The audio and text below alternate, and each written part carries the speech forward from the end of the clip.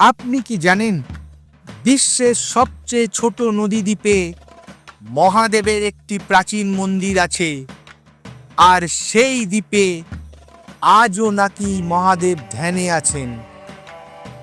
আসামের গুয়াহাটি শহরের মাঝখান দিয়ে বয়ে যাওয়া প্রবল ব্রহ্মপুত্র নদ, আর এই নদীর বুকে মাথা তুলে আছে একটি ক্ষুদ্র অথচ রহস্যময় দ্বীপ, উমানন্দ দ্বীপ।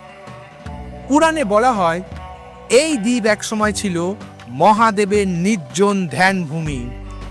চারপাশে উত্তাল জল, মানুষের পৌঁছানো কঠিন। ঠিক এমনই জায়গা বেছে নিয়েছিলেন মহাদেব নিজের তপস্যার জন্য।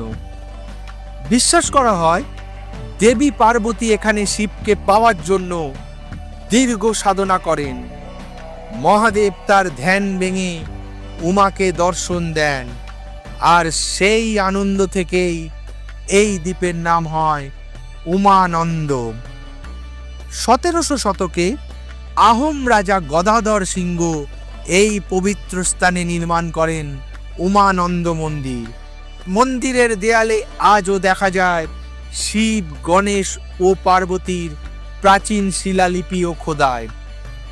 সবচেয়ে আশ্চর্য বিষয় হলো মন্দিরটি এত ছোট দ্বীপে হলেও শতাব্দীর পর শতাব্দী ধরে ব্রহ্মপুত্রের প্রবল স্রোত একে ধ্বংস করতে পারেনি।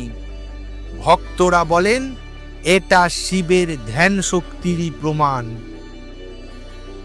যেখানে প্রকৃতি থেমে যায় সেখানেই শুরু হয় মহাদেবের ধ্যান।